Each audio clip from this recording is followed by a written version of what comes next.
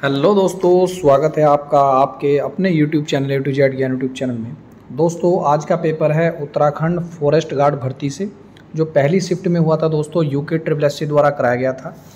और दूसरा दोस्तों, अगर कोई भी भर्ती विज्ञापन निकलेगा सबसे पहले आपको A to Z ज्ञान यूट्यूब चैनल पर अपडेट करा दिया जाएगा। और डेली दोस्तों शाम 7 बजे से डेली पेपर सोल्व कराया जा रहा है। चैनल से जुड़े। पहला क्वेश्चन है दोस्तों, आपकी बंटी किस विधा की रचना है? तो दोस्तों ऑप्शन भी मैंने लगाए हुए, बड़ी मेहनत से दोस्तों ये पेपर मिलते हैं, तो चैनल को सपोर्ट करना ना भूलें। ये होगा ऑप्शन नंबर बी। नेक्स्ट है दोस्तों, निम्नलिखित में से शुद्ध वाक्य कौन सा है? यहाँ है दोस्तों, मैं अनेक विद्वानों से मिला हूँ। यहाँ अनेकों शब्द नहीं आएगा, तो ये दोस्तों शुद्ध वाक्य हो जाएगा ऑप्शन नंबर बी। तो इस सब में ये गलत होगा, ऑप्शन नंबर बी सही होगा। क्वेश्चन नंबर 3 है, काव्य रचना कुकर मुत्ता के रचनाकार कौन है? बहुत इंपॉर्टेंट क्वेश्चन है, कई बार आपके एग्जाम में पूछा गया है। तो सही आंसर होगा दोस्तों सूर्यकांत त्रिपाठी निराला। निम्नलिखित में से कमल का पर्यायवाची नहीं है। कमल का जो पर्यायवाची नहीं है दोस्तों वह है अम्बूद, क्योंकि ये है दोस्तों बादल का पर्यायवाची शब्द है। काफ़ी इंपॉर्टेंट क्वेश्चन है। पश्चिमी जर्मनी पर एक उड़ती नज़र, ये स्मरण है, संग्रह रचनाकार कौन है इसके? तो ऑप्शन नंबर ए है। बहुत ही महत्वपूर्ण सेशन है, शाम 7 बजे से लगातार क्लासेस चल रही है, पुराने पेपर सोल्व करा रहा हूँ दोस्तों, चैनल से जुड़ें। नेक्स्ट है दोस्तों, खड़ी बोली निम्नलिखित में से किस उपभाषा के अंतर्गत आती है? तो सही आंसर दोस्तों उसका होगा पश्चिमी हिंदी। खड़ी बोली जो है दोस्तों सबसे ज़्यादा हरियाणा राज्य में बोली जाती है। और हिंदी का वर्तमान रूप कौन सी भाषा है? तो सही आंसर होगा दोस्तों खड़ी बोली। क्वेश्चन नंबर 7 है, निम्नलिखित में कौन सा स्वर मूल स्वर में नहीं आता? तो मूल स्वर कौन सा नहीं है? Option number D right answer है। ए, छोटा ई और डी या बड़ा डी दोस्तों ये मूल स्वर में आएंगे। नेक्स्ट है दोस्तों क्वेश्चन नंबर 8, टिप्पण का मुख्य उद्देश्य क्या है? तो टिप्पण का मतलब होता है दोस्तों, जैसे बोलते हैं ना टिक्का टिप्पणी करना, यानी कि मामले को दोस्तों नियमानुसार आपको निपटाना है। इसका आंसर होगा ऑप्शन नंबर ए। फटाफट चैनल से जुड़ते चले जाएं दोस्तों, ऑनलाइन क्लास चल रही है आपकी। जल्दी आपको दोस्तों रीजनिंग की क्लास भी देखने को मिलेगी। निम्नलिखित में से तत्सम शब्द कौन सा है? तत्सम शब्द बोलते हैं दोस्तों जो संस्कृत का शब्द हो, जो संस्कृत के समान हो। तो ऑप्शन नंबर सी आज्ञा इसका राइट आंसर होगा। क्वेश्चन नंबर 18 है दोस्तों, निम्न वाक्यों में संयुक्त वाक्य कौन सा होगा? तो संयुक्त वाक्य कौन सा होगा दोस्तों? यहाँ है, आपने परिश्रम किया और उत्तीर्ण हो गए। ऑप्शन नंबर ई। बाकी क्यों नहीं है कमेंट करके जरूर बताइएगा। नेक्स्ट है दोस्तों यहाँ पर,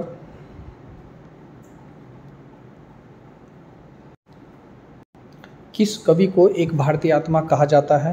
तो एक भारतीय आत्मा दोस्तों माखनलाल चतुर्वेदी जी हैं, जिनको ये कहा जाता है। इंपॉर्टेंट क्वेश्चन है काफ़ी। बर्बाद हो जाने पर भी अहंकार बना रहने के लिए सटीक लोकतिया क्या है? तो रस्सी जल गई पर ऐंठन नहीं गई। फटाफट रिवाइज करते रहें, ये आपकी भर्ती आने वाली हैं। 600 कुछ पद हैं आपके उत्तराखंड फॉरेस्ट गार्ड के, चैनल पर जाकर विजिट कर सकते हैं। निम्न में से लामण गीत संबंधित है दोस्तों, लामण गीत है दोस्तों महिलाओं का, इम्पोर्टेंट है। प्रतिकृष और अपकर्ष जो कारक हैं उत्तरदायी किसके हैं? तो ये है प्रतिकृष करना, अपकर्ष करना है, प्रवास के लिए हैं दोस्तों। नैनीताल में सबसे बड़ा भूसंकलन कब हुआ था? ये आपको बताना है। तो नैनीताल में दोस्तों सबसे बड़ा भूसंकलन जो हुआ था वो 18 सितंबर 1880 को हुआ था। क्वेश्चन नंबर 24 है, निम्न में कौन संविधान सभा की प्रारूप समिति का सदस्य नहीं था? तो डॉक्टर KM मुंशी थे, गोपाल स्वामी अयंगर थे, डॉक्टर भीमराव अम्बेडकर नहीं थे, थे, और पंडित जवाहरलाल नेहरू नहीं थे। प्रारूप समिति जो बनाई थी डॉक्टर भीमराव अम्बेडकर ने ही बनाई थी। रावण की तपस्थली बेरासकुंड कहाँ स्थित है दोस्तों? इंपॉर्टेंट क्वेश्चन है काफ़ी। चमोली जिले में है रावण की तपस्थली बेरासकुंड। भारत में प्रथम हरित क्रांति के दौरान खाद्यान्न उत्पादन में आत्मनिर्भरता प्राप्त करने के लिए किस तकनीक का प्रयोग किया गया? तो हरित क्रांति 1966 में हुई थी, 67 के बीच हुई थी। तो ये सभी का रीज़न है दोस्तों उसके उच्च पैदावार किस्म के बीज, रासायनिक उर्वरकों और कीटनाशकों का प्रयोग और आधुनिक तकनीक उपयुक्त सभी। मुंड तथा सबर नाम से भी जाने वाली कुमाऊं की प्राचीन जनजाति कौन सी है? जनजाति वाला चैप्टर इंपॉर्टेंट है।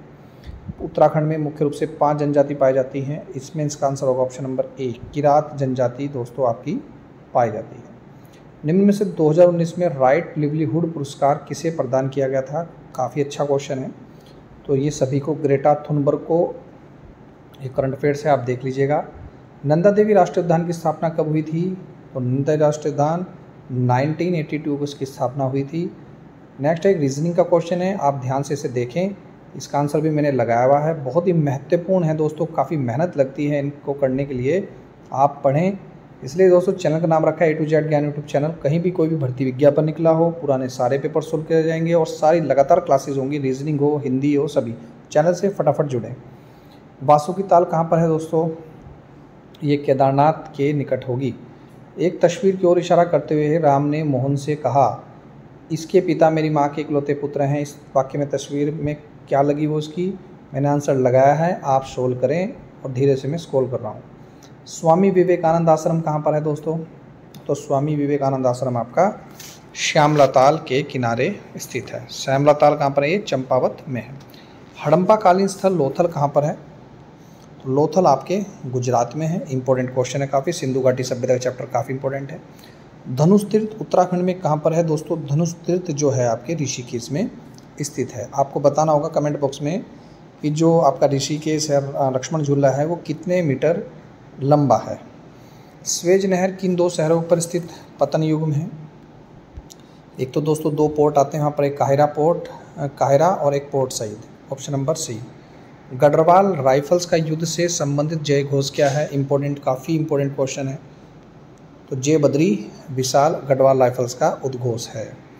सीमांत गांधी के नाम से किसे जाना जाता है? तो खान अब्दुल गफ्फार खान को सीमांत गांधी के नाम से जाना जाता है। भोटिया जनजाति ग्रीष्मकालीन आवास कहलाता है। तो भोटिया जनजाति का जो ग्रीष्मकालीन आवास है दोस्तों, ये मेत में है और सर्वाधिक ऊंचाई पर जो जनजाति पाई जाती है वो भोटिया पाई जाती है। नेक्स्ट चलते हैं।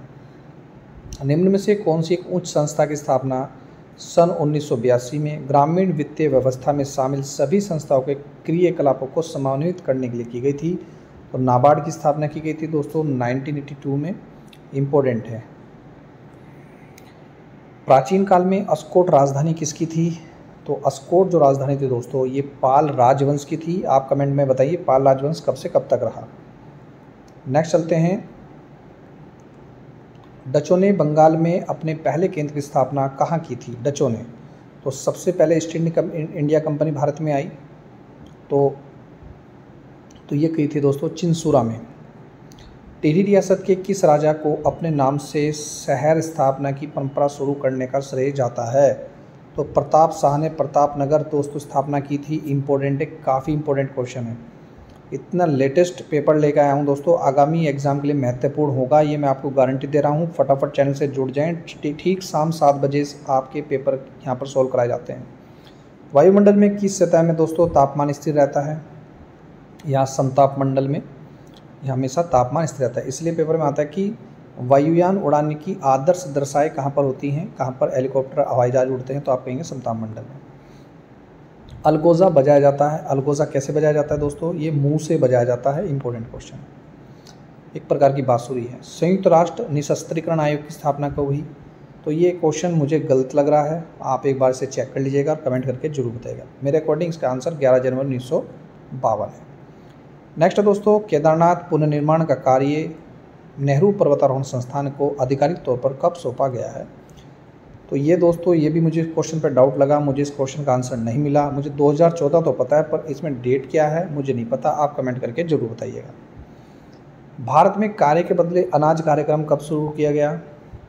1977 से 1978 अनाज कार्यक्रम शुरू किया गया। एकीकृत औद्योगिक नीति 2008 के अंतर्गत उत्तरकाशी जनपद को किस श्रेणी में रखा गया? तो उत्तरकाशी जनपद को दोस्तों श्रेणी ए में रखा गया है। इम्पोर्टेंट क्वेश्चन है। नेक्स्ट है, लद्दाख के प्रथम लेफ्टिनेंट गवर्नर कौन थे? तो लद्दाख के दोस्तों राधाकृष्ण माथुर थे। फटाफट चैनल से जुड़े दोस्तों, ठीक शाम 7 बजे लगातार क्लासेस हो रही हैं। बद्रीनाथ धाम के मुख्य पुजारी जो रावल है, निम्न में से किस क्षेत्र से चुने जाते हैं? ये चुने जाते हैं दोस्तों ऑप्शन नंबर सी आपके मालाबार, और मालाबार आपका केरल में। भारत पुरुष हॉकी विश्व कप मेज़बानी कब करेगा? तो ये आप वर्तमान का देख लेना, ये पुराना करंट अफेयर्स है तो ये इतना महत्वपूर्ण नहीं रहा। उत्तराखंड के हस्तशिल्प उद्योग में प्रयुक्त रिंगाल का वनस्पतिक नाम क्या है? इम्पोर्टेंट है, आपको कहीं नहीं मिलेगा, मैं बता रहा हूँ, किम्नोबम्बूसा फलकाटा है। ये रीजनिंग का क्वेश्चन है, इसे आप खुद स्वयं सोल्व कर लेना। आंसर मैंने बता दिया, 10 किलोमीटर। वन अनुसंधान संस्थान देहरादून के मुख्य प्रवेश द्वार का नाम क्या है? तो आपका ईडन गेट है। नेक्स्ट है, ये काफ़ी अच्छे क्वेश्चन है, एक घड़ी वाला, तो आप इसका देख लेना, मैंने सोल्व करके इसका आंसर बता दिया है। 156 इसका राइट आंसर है। भारत सरकार ने किसानों के लिए राष्ट्रीय नीति की घोषणा कब मंजूरी दी थी? दोस्तों 2007 में किसानों को मंजूरी दी थी। ये नेक्स्ट भी रीजनिंग का क्वेश्चन है। गढ़वाल का हातिम ताई किसे कहा जाता है?